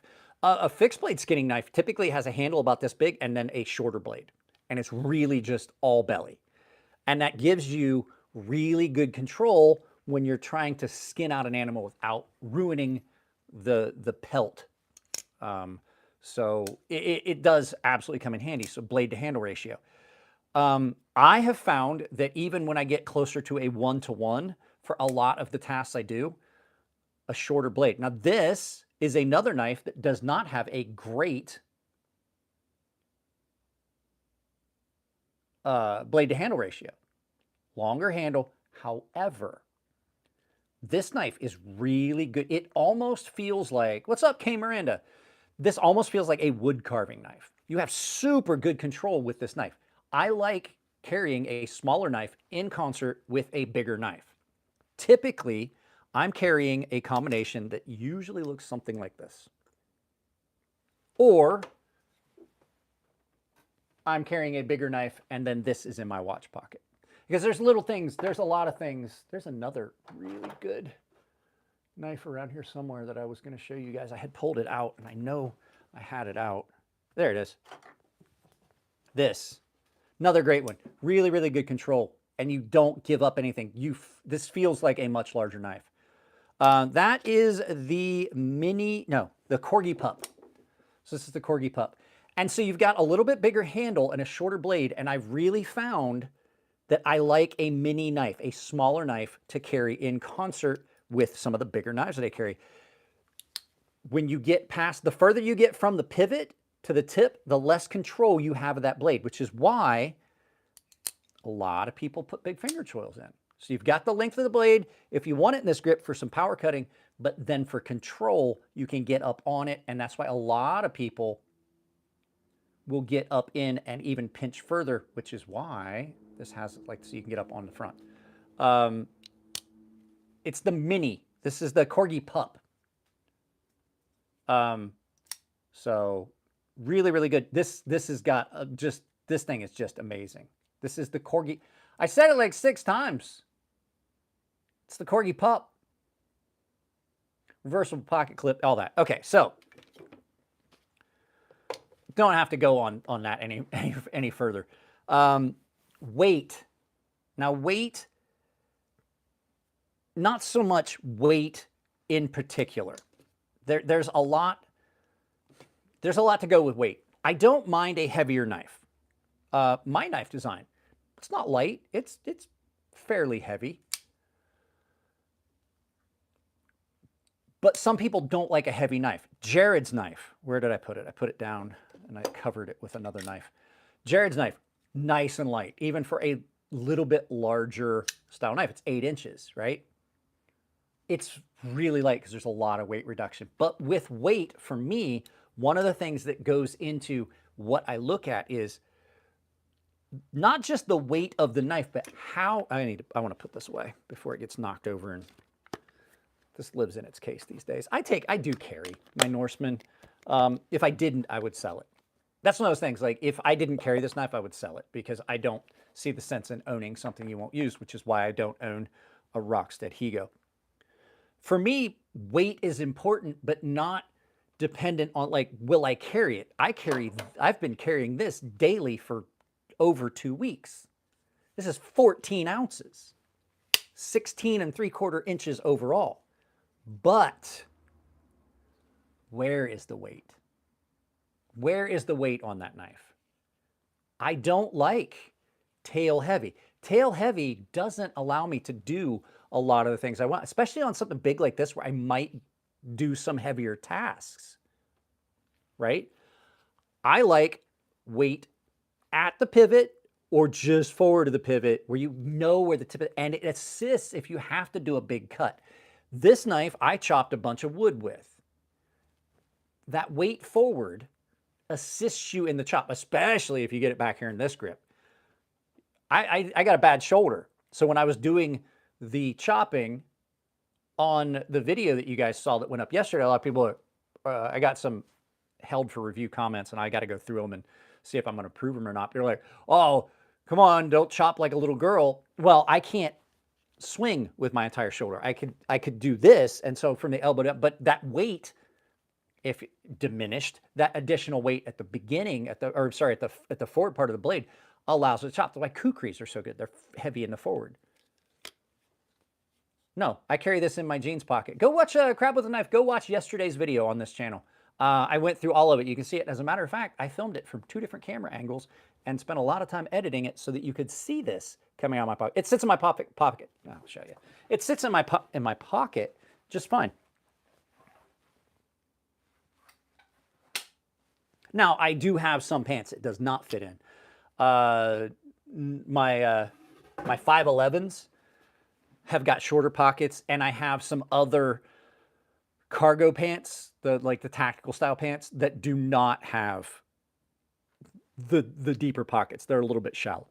But with that being the case, as much as... How did I misplace it? I have this one. This is a much... As fun as this is really the better choice. And I had that because I want to talk about this. Has that same balance. It has that neutral or tip forward balance. So for me, it's not a matter of how much does it weigh. Because like I said, I've been carrying this 14.5 ounces, I believe. I got the box somewhere. It doesn't stick up too bad though. And it's like, it's not how much sticks up. It's how comfortable is it. I carry this in my pocket and forget it's there. This one is probably a better carry option for most people. It's a little bit smaller.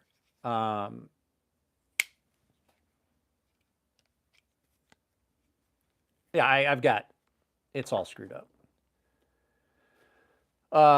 So there's that, is the weight and like how the weight is distributed through the knife. I have one that came that's a really nice knife, and you guys haven't seen the video yet because I have not finished some of the editing.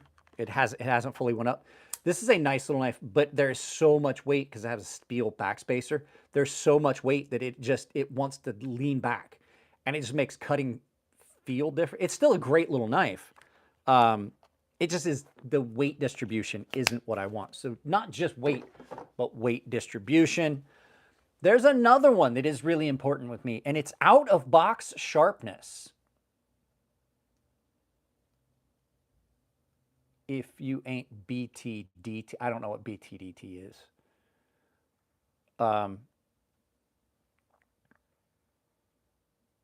of box sharpness. Out of box sharpness, I like some of the companies that do a really good edge. And the reason it's important for me is because it's offering you more value. If a knife comes dull or not as sharp, like if they're just like consistently not as sharp out of box, then I'm probably not going to, it's probably not one that I'm going to like, and then I'm not going to recommend it highly unless you know you're going to sharpen it first thing when you get it. So that's one that I threw in there, was out of box sharpness. And I got to say, most of the companies that we've talked about today, just insane. Like this came, oh, okay. I gotcha. This came with an insane good edge on it. It just wasn't quite at the angle I wanted.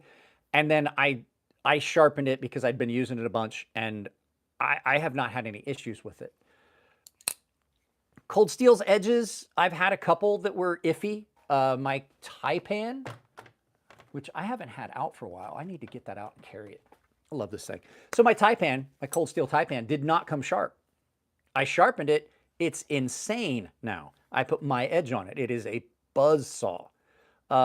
So some of the knives that I've gotten from Cold Steel post GSM have not been the sharpest. These ones, not the case. These came wicked sharp from the factory.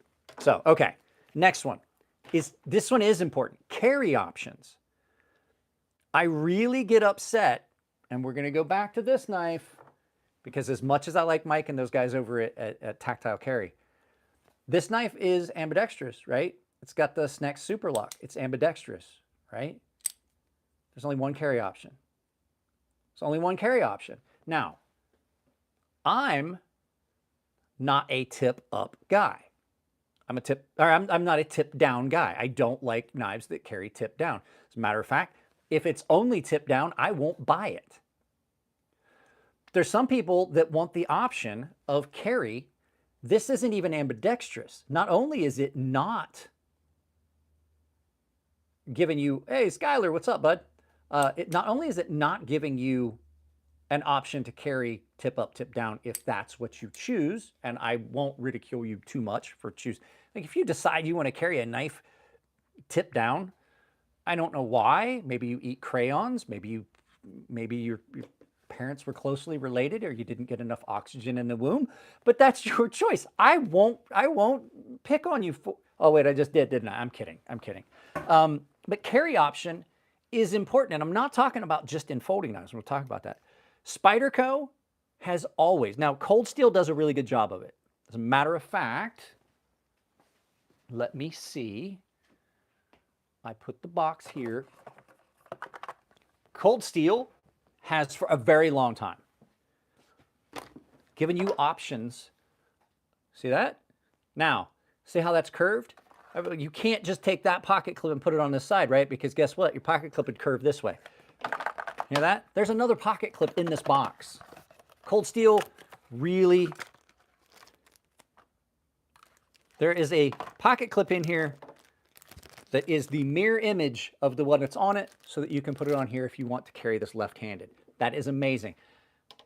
It doesn't make sense. The reason that the boys over at Fair & Forged Knife Works stopped making left-handed knives and things like that, it doesn't make sense to make a whole different version of a knife for less than 10% of the population. And most of your lefties are carrying a knife right-handed anyway. So, but if you have an ambidextrous lock mechanism, which this is, because it's in the back, I can do that with my left hand every bit as easy as I can. Well, not as easily because this hand can't even. God gave you two hands. They look almost identical. One of them is perfect. The other one has some sort of intellectual deficiency. So you've got that option. The smaller one came the same way. There's a second pocket clip in the box. So it's really cool to be able to offer that. And if you have a knife that you manufacture and you don't put an ambidextrous clip on it, if it's an ambidextrous lock, like if it was a right hand only, like I'm trying to find here. That's not one. Here, my knife. My knife's not an ambidextrous pocket clip, but guess what? My knife is right hand only because I don't like left-handed people. Just don't like them. I'm kidding. A couple of my really, really good friends are left-handed. As a matter of fact, Tino, one of my best friends in the world, is left-handed. But at any rate, I don't need an ambidextrous, ambidextrous. You're putting an N in it, Mike, you dummy. Who's got the intellectual deficiency now? I don't need a reversible, but by the way, that's not going to be on the production version. So I don't need an ambidextrous pocket clip on it. This is ambidextrous. Guess what? You can take this post off and you can completely flip this. And I have done it because I've carried this left-handed. You can reverse that pocket clip. Ambidextrous lock mechanism, ambidextrous pocket clip. Really, really good thing. Carry option, right?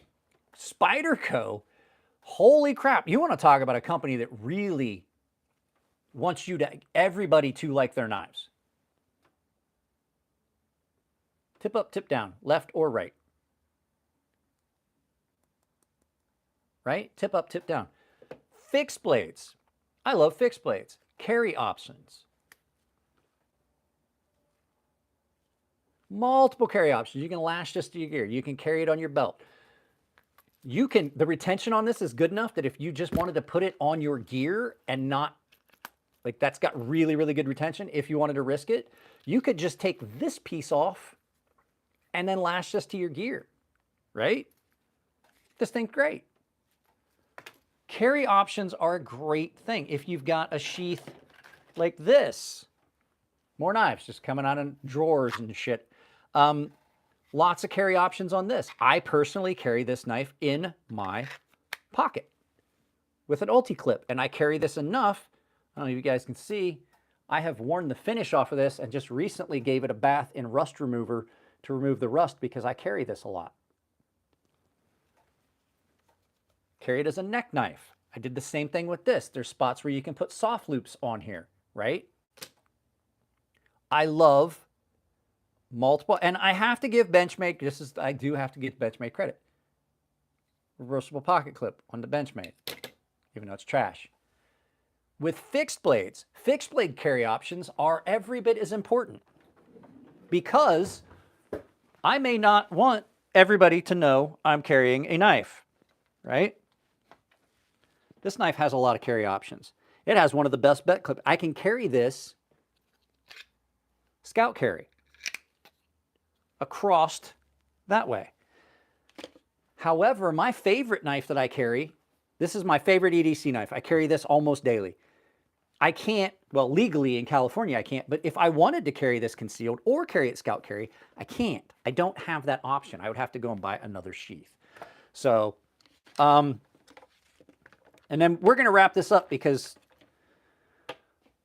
like I said, I'm sick and I don't want to make this take forever, but carry options, lots of different carry options. The more options you have for carry, the more likely you are to carry. It's like a holster for a firearm. The more comfortable it's going to be for you to carry that, the more likely you are to carry it. And for a tool that I use more often than anything else I own as far as tools is a knife, I want it to be comfortable to carry. Some knives just aren't that comfortable to carry. Some knives, due to the way that the pocket clips on them and the way they sit, they're just not comfortable. Or ease of deployment is another one. As much as I like, where did I put it? This knife. I really, really like this knife. I would have to modify this knife if I owned it. I would, because the pocket clip sits. As a matter of fact, I thought I was going to buy one of these. I'm not now, because I really can't. Because the pocket clip sits right up on top of that. I can't get it in and out of my pocket. It just tears up your pockets. And if it's hard to deploy and you got to fight with it, and it's pulling your pants down when you try to put it in your pocket, then it's as good as this knife is. It's getting it in and out of my pocket it's the killer for me. I just can't do it. So that was one I had added on the side. And then the next one is Legalities. Now in San Diego, I can carry this anywhere I want. San Diego does not have a blade length restriction on a knife. I can carry this everywhere, and I have. You can carry this monster of a knife anywhere in San Diego. You know why? Because there's not a blade length restriction. Now, if I were to drive up to my buddy Dave's house, 2A Dave, you guys have seen him in live feeds a bunch of times. Love leather, but Kydex so much better. Yeah, it's just easier to carry. And if you do Kydex right, it's not bad. It's not hard on the knife. And like I think this is probably, sorry, different topic again, but I think this is probably the best Kydex sheath on any knife I've ever had. Zero rattle, nice retention, but getting it back in, almost nothing. Like it's perfect. It's a perfect sheath. Legalities, right? I can't carry this legally the way it's set up right now unless I pull my shirt over it and show it, because you can't conceal a fixed blade in California. I can't carry this knife in Los Angeles. I can't carry this knife in Los Angeles. I can't carry this knife in Los Angeles. Most of the knives that I carry, I can't legally carry in Los Angeles or San Francisco or New York. They have blade length restrictions. San Diego, we don't have that. Like I said, 7.5-inch blade. I carried this to my doctor's appointment the other day. Right? There's no restrictions, but legalities of carry. Switchblades. I know a lot of guys have the ability to carry switchblades. I can't carry a switchblade. I can't carry it out the front or an out the side.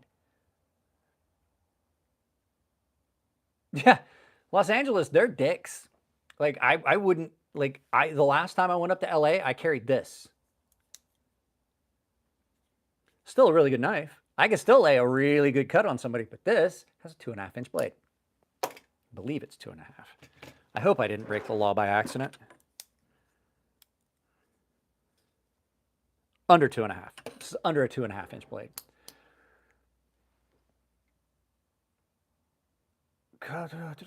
SecureX. So SecureX is a sheath. I did a whole video about that.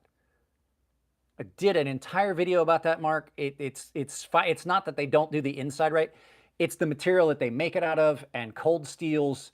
SecureX has got fiberglass in it, and you can't keep those knives sharp in and out, which is why my it's why this does not have its SecureX sheath and now has a custom leather sheath. I had to spend an extra $65 on this sheath so that I could actually carry it without ruining the edge. It's the material it's made out of. So at any rate, legalities. You just got to be careful. As fun as a switchblade is, I can't carry one. Now, my cousin in Ohio has this same knife, a newer version of it, and carries it all the time because it's legal. He can legally have it. He also doesn't need a concealed. He also doesn't have to worry open carry. He can carry in his vehicle. It's easy to get a concealed carry for a firearm. I am still fighting to get my concealed carry for a firearm. So there's that. And then to wrap it up on this last, because I'm going to try and do it right at 2 hours. Is it fun? Like that shouldn't be like a criteria, but is it fun? And most of the knives I own, there's something fun about them. Like they're just, right? The most fun knife I own. Like I'm not into, this was in my pocket earlier today. I'm not into butterfly knives. What the hell is, something's knocking up against something over here. It's driving me crazy. This is the most fun knife I own. No. No.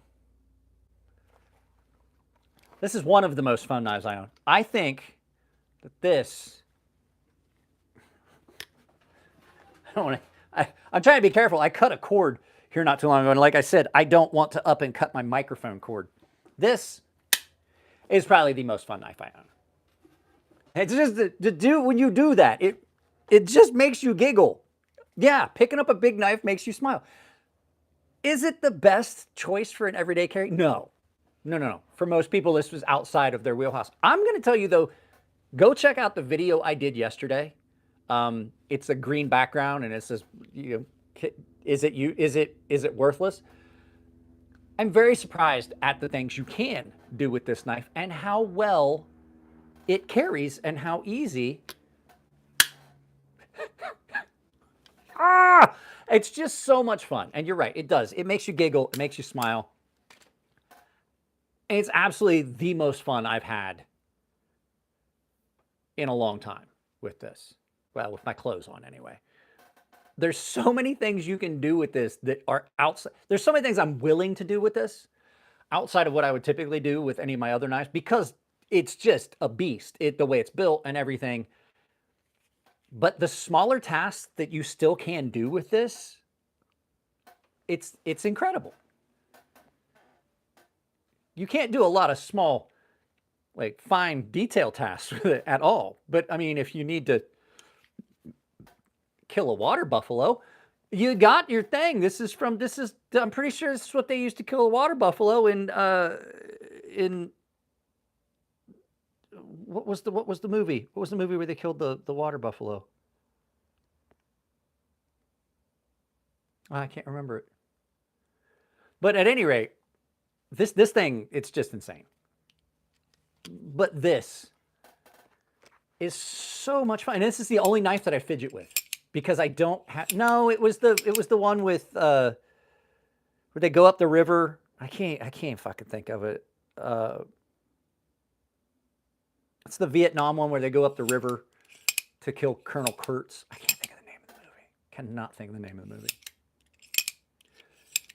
This one you can fidget with. The reason I don't fidget with knives is because the lock mechanism in them have it. Apocalypse Now. There you go. Thank you. I'm taking medicine and I don't feel good. You can fidget with this all day. There's nothing you're going to do. There's not a lock mechanism in here that you're going to damage. You don't have to worry about blade play. You don't have to worry about any of those things because it's just simply, it's so much fun. So that being said, guys, it has been 2 hours and I don't feel good. So we're going to end this.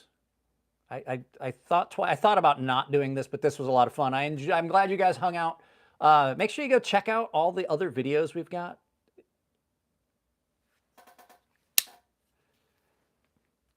And check out the video from yesterday where I talk about this.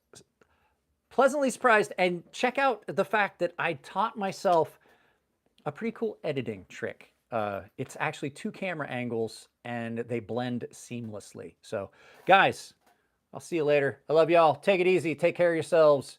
If you live in Philadelphia, hopefully you guys are okay. Because like I said, the only thing that I knew about the Super Bowl was win or lose. Well, they were going to fucking burn down Philadelphia. So I love you guys and I'll see you later.